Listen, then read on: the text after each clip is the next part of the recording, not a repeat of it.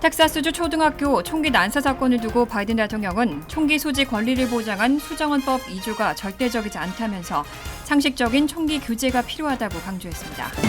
이렇게 총기 구입과 사용을 규제해야 한다는 여론이 높아지고 있지만 막강한 총기 로비 단체에 실현되긴 쉽지 않아 보입니다. 의회 예산국이 높은 인플레이션 현상이 2023년까지는 지속될 거란 전망을 내놨습니다. 코로나19 예방 백신이 롱 코비드라고 불리는 코로나19 후유증을 예방하는 데는 효과가 제한적이라는 연구 결과가 나왔습니다. 애리조나주 메사시가 한국의 전통 의상인 한복을 기념하는 한복의 날을 제정했습니다. 이상은 이 시각 주요 뉴스입니다.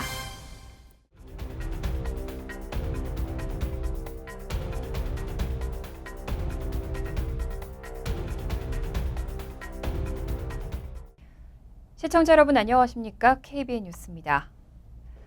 미국은 수정헌법 2조에 따라 개인의 총기 소지 권리를 보장하고 있습니다. 하지만 바이든 대통령은 텍사스주 초등학교에서 또다시 총기 난사 사건이 발생한 데 대해 수정헌법 2조는 절대적이지 않고 상식적인 총기 규제가 필요하다고 강조했습니다.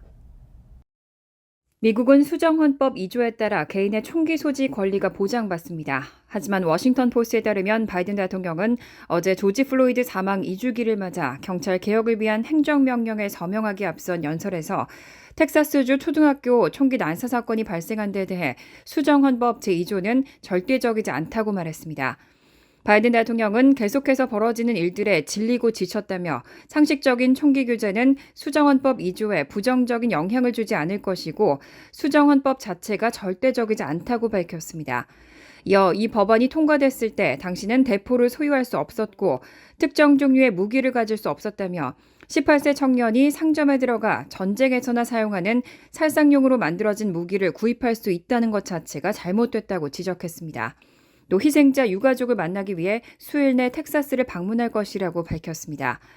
바이든 대통령은 또 상원이 알코올 담배 총기 단속국 국장 지명자인 스티브 데텔바흐 전 검사를 인준할 것을 촉구했습니다. 데텔바흐 지명자는 지난 18일 상원 법사위에서 진행된 인준 청문회에 처음으로 출석했습니다. 바이든 대통령은 알코올 담배 총기 단속국이 2015년 이후 국장 대행 체제로 운영됐다며 상원은 지체 없이 그리고 변명 없이 그를 인준해야 한다고 강조했습니다. 이 연방기관은 총기 관련법을 시행하고 총기 허가와 소지를 관리합니다. 이렇게 총기 난사 사건이 일어날 때마다 총기 구입과 사용을 규제해야 한다는 여론이 높아지고 있습니다. 하지만 막강한 총기 로비 단체로 실현되긴 쉽지 않아 보입니다. 바이든 대통령도 대국민 연설에서 대체 언제쯤 총기 로비 단체에 맞설 거냐고 강하게 비판했습니다. 그동안 숱한 논란에도 총기 규제법이 번번이 가로막히게 된 것은 강력하게 총기 자유를 외치는 이익단체 전미총기협회가 유력한 배경으로 꼽힙니다. 151년의 역사에 추산 회원수 300만 명을 보유한 전미총기협회는 정계에 상당한 영향력을 미치고 있습니다. 전미총기협회는 1871년 미 남북전쟁 참전용사 2명이 과학적인 소총 사격 장려와 촉진을 목적으로 설립한 단체로 시작했습니다. 이후 1934년 정치 로비의 길로 들어섰고 1970년대에는 정치적 행보를 본격화했습니다.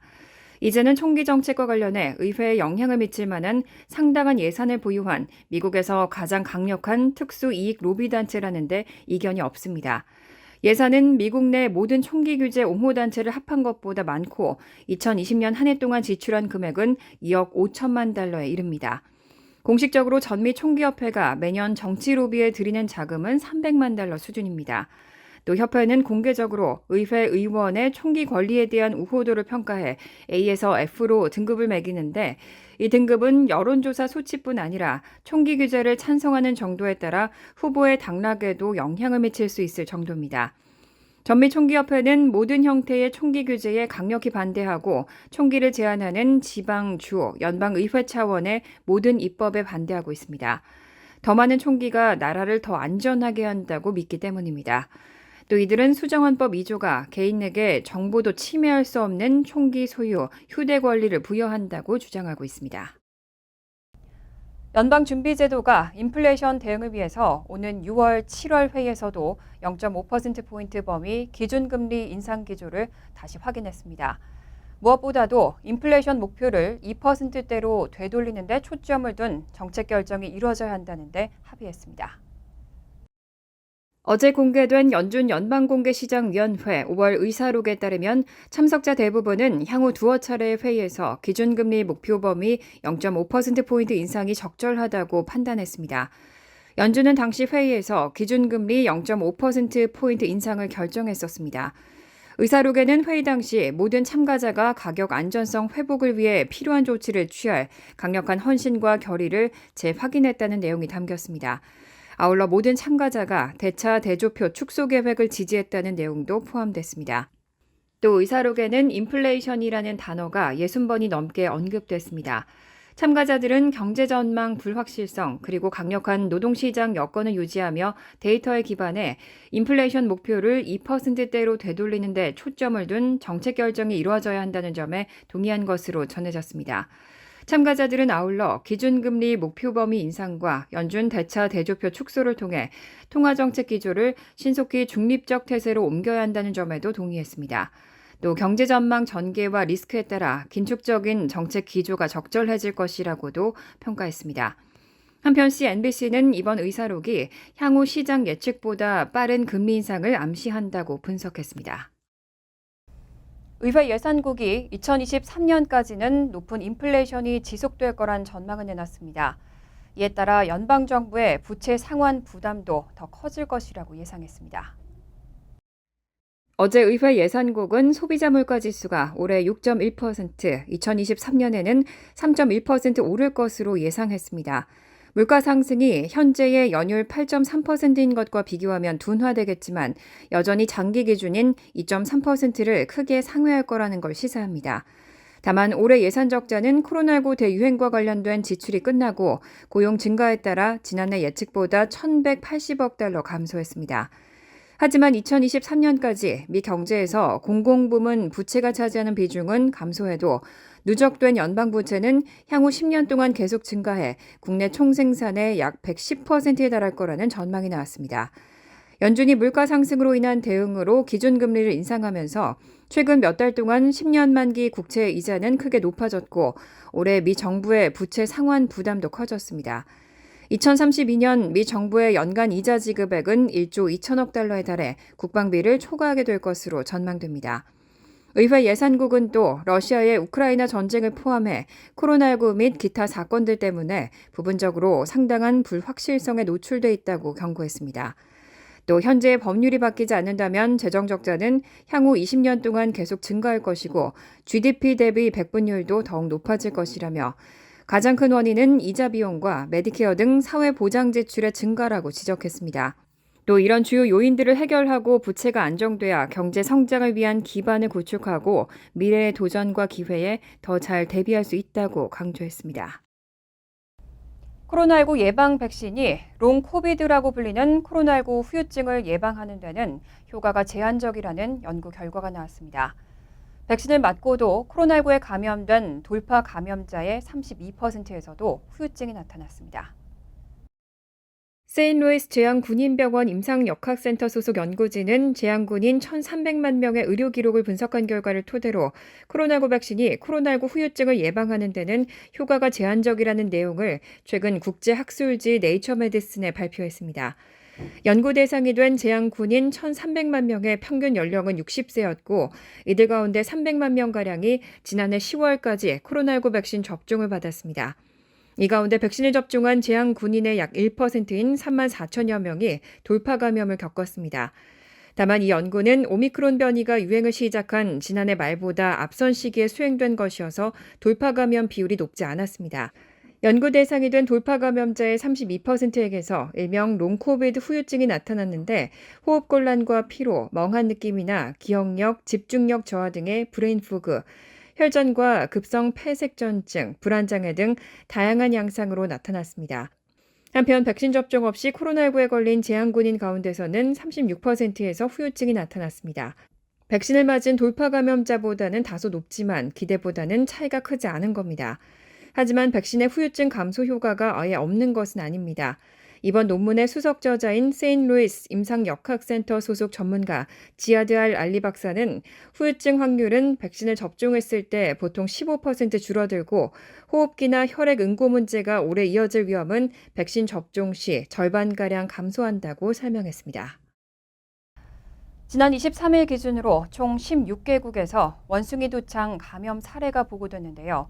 어제 질병통제예방센터는 국제 여행자들에게 원숭이 두창을 조심하라며 주의 수준을 2단계로 높였습니다. 어제 CDC는 북미, 유럽, 호주 등에서 원숭이 두창 감염 사례가 보고됐다는 점을 반영해 주의 수준을 경계심을 높이라는 2단계로 높였습니다. 2단계는 통상적인 주의를 기울이라는 1단계보다는 높지만 꼭 필요하지 않은 여행을 자제하라는 3단계보다 낮은 수입니다. CDC는 여행자는 피부나 생식기 병변 등을 포함해 질병에 걸린 사람과의 긴밀한 접촉을 피하라면서 야생동물 고기를 먹지 말고 아프리카 야생동물에서 유래한 크림과 로션 등의 제품을 사용하지 말라고 권고하기도 했습니다. 다만 일반 대중이 원숭이 두창에 걸릴 위험은 현재로선 작다고 진단했습니다. 하지만 원인을 모르는 새로운 피부 발진이 나타나면 발열과 오한 여부와 상관없이 즉시 병원을 찾고 타인과 접촉을 피하라고 조언했습니다. 또 감염 가능성이 있다면 전문 의료인이나 공중보건공무원의 허가를 받을 때까지 대중교통을 타지 말라는 권고도 내놨습니다. 원숭이 두창에 감염되면 발열, 두통, 근육통, 임파선염, 피로감 등 천연두와 유사한 초기 증상이 나타나고 이후 피부에 물집과 딱지가 생깁니다. 통상은 수주 내에 회복되지만 중증에 빠지는 경우도 있습니다. 잠복기는 보통 7일에서 14일인데 짧게는 5일 만에 발병하거나 길게는 21일까지 지속되는 경우도 있습니다. 북한의 7차 핵실험이 임박했다는 관측이 제기됐습니다. 최근 위성 사진에서는 북한 영변 핵시설이 계속 가동되고 있고 일부 시설은 더 확장되고 있다는 분석이 나왔습니다. 어제 북한 전문 매체인 38노스가 지난달 27일부터 이달 14일까지 촬영한 위성 사진을 분석한 결과에 따르면 영변 OMW 원자로는 여전히 가동 중이고 핵무기 제조에 필요한 플루토늄과 농축 우라늄 등 핵 물질을 생산하고 있는 것으로 추정됐습니다. 이 기간 원자로와 사용 후 연료 저장 시설 주변에는 평소보다 많은 차량이 목격됐습니다. 여기에는 여러 대의 화물 트럭과 세 대의 트랙터가 포함되는데 38노스는 이들 차량의 용도가 명확하지 않지만 주기적으로 관찰되는 파란색 탱크 트럭은 가스, 흑연, 원자로용 냉각제를 수송하는 목적으로 보인다고 설명했습니다. 경스로 주변에서는 새로운 활동이 포착되지 않았지만 경스로 남쪽에는 3층 구조의 건물 한 채가 지난해 말 완공됐고 인근에 있는 2층짜리 건물은 거의 완공 단계에 있는 것으로 전해졌습니다. 우라늄 생산시설 주변에는 특수 궤도차 3대와 흰색 탱크차가 보였고 이들은 특수한 액체를 운반하기 위해 사용된 것으로 보입니다. 38노스는 이들 특수 궤도차가 1년에 3번 정도 화학 제품을 운반하기 위해 사용됐고 지난 14일 촬영한 위성 사진에서 또다시 포착됐다고 전했습니다. 애리조나주 메사시가 한국의 전통 의상인 한복을 기념하는 한복의 날을 제정했습니다. 뉴저지 테너플라이와 클로스터, 콜로라도의 오로라시에 이어 4번째 도시입니다. 어제 재미 차세대 협의회는 애리조나주의 메사시가 매년 10월 21일을 한복의 날로 기념하기로 했다고 전했습니다. 애리조나의 주도 피닉스 인근에 위치한 메사는 인구 50만여 명으로 인구 기준으로는 주내에서 3번째로 큰 대도시입니다. 존 가일스 메사시장은 선언문에서 한복의 날은 이 지역 한인 사회의 영향력과 한미 우호 관계에 대한 존중의 표시라고 밝혔습니다. 선언문에는 또 한복의 기원이 단군으로 거슬러 올라가는 한국의 전통 문화라는 내용도 포함됐고 한복의 날로 10월 21일을 선택한 이유는 한국에서 시행되는 한복의 날과 날짜를 맞추기 위해서라는 점도 명시됐습니다. 애리조나주에서 한인을 대상으로 한 팟캐스트 미주 한인 우리 세상을 진행하는 테바유 씨는 방송에 브라이언 전 재미 차세대 협의회 대표를 출연시킨 뒤 한복의 날 제정운동에 착수했습니다. 이어 배수영 애리조나 한인 회장 등 한인 사회가 나서 메사시를 설득하는 등 이번 기념일 제정에는 애리조나 한인 사회에 적극적인 노력이 있었다는 분석입니다. 재미 차세대 협의회도 선언문에 밑그림을 짜는데 노하우를 제공한 것으로 알려졌습니다. 현재 미국에서는 뉴저지의 테너플라이와 클로스터, 콜로라도의 오로라시가 한복의 날을 선포했고 주 차원에서는 뉴저지가 50개 주 가운데 최초로 한복의 날을 기념하는 결의문을 채택한 바 있습니다. 뉴욕시경이 급증하고 있는 지하철 범죄를 막기 위해서 야간 순찰대를 다시 운영합니다. 1995년 뉴욕시경에 합병된 이후 27년 만입니다. 제이슨 윌콕스 NYPD 교통국장은 지난 23일 메트로폴리탄 교통공사 이사들에게 지하철 범죄가 집중적으로 발생하는 저녁부터 심야 시간대까지 야간 순찰대를 운영하겠다고 밝혔습니다. 이에 따라 앞으로 뉴욕 시내 지하철역과 전동차, 승강장 등에 대한 경찰의 순찰이 한층 더 강화될 것으로 예상됩니다. 지하철 야간 순찰대는 지난 1995년 NYPD에 합병되기 전까지 뉴욕시 교통경찰 산하에 운영됐던 부서입니다. 그런데 최근 지하철 범죄가 급증하면서 27년 만에 부활하게 된 겁니다. NYPD는 지하철 범죄의 54%는 전동차 안에서 발생했고 이 가운데 40%는 저녁과 야간 시간대에 발생했다고 밝혔습니다. NYPD와 MTA가 공개한 자료에 따르면 코로나19 팬데믹 이후 발생한 지하철 범죄율은 지난 4월 100만 명당 2.11건으로 팬데믹 이전인 2019년 4월 1.47건보다 크게 증가했습니다. 특히 중범죄 증가율이 지난해 4월과 비교해 53%에 달하면서 그동안 특단의 개선책 마련이 시급하다는 지적이 꾸준히 제기돼 왔습니다.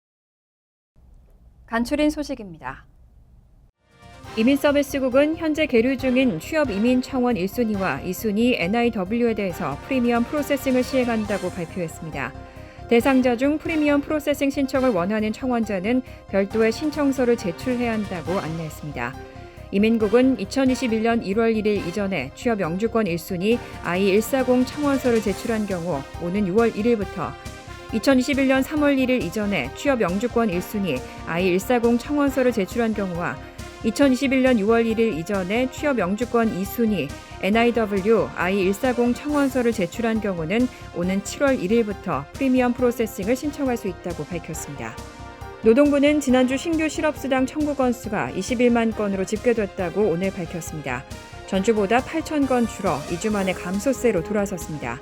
블룸버그 통신이 집계한 전문가 전망치 21만 5천 건을 하회했습니다. 신규 실업수당 청구 건수는 코로나19 사태 전보다도 낮은 역대 최저 수준을 유지하고 있습니다. 최소 2주 이상 실업수당을 신청하는 계속 실업수당 청구 건수는 135만 건으로 소폭 증가했습니다. 뉴욕시의 새 영재반 프로그램은 사상 처음으로 뉴욕시 32개 모든 학군으로 확대돼 기존에 소외됐던 브롱스 7, 8, 12학군과 브루클린 16, 23학군 등에서도 영재반이 운영됩니다. 특히 킨더가든 신입생 정원은 2,500명으로 기존보다 100명이 늘었고 3학년 때 배정되는 영재반 프로그램 정원은 기존보다 1,000명이 많아지면서 총 1,100명이 증원됐습니다. 선발 방식은 킨더가든의 경우 도형 맞추기와 같은 기존 단일 시험 방식이 아닌 교사와 전미 영재협회의 평가로 합격 여부를 결정하게 됩니다. 뉴욕시 해수욕장들이 메모리얼데이 연휴가 시작되는 28일부터 일제히 개장합니다.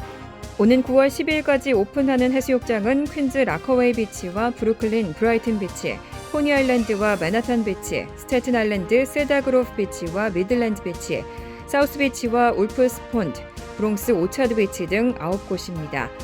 해수욕 가능 시간은 매일 오전 10시부터 오후 6시까지입니다. 한편 뉴욕시 공공 야외 수영장은 다음 달 28일 개장합니다. 환율과 증권 소식입니다.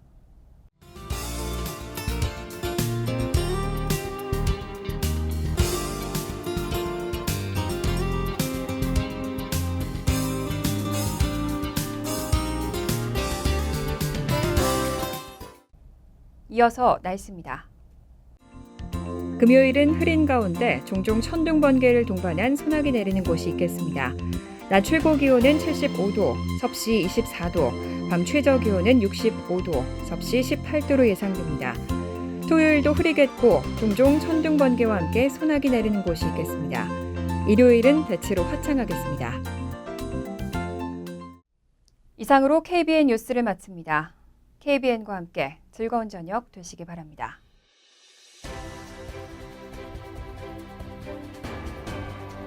미 동부 최대 한인방송 KBN이 제작하는 KBN 뉴스는 웹사이트 mykbn.com 그리고 유튜브와 페이스북에서 다시 보실 수 있습니다. 좋아요, 구독, 알림 설정은 뉴스 제작에 큰 도움이 됩니다.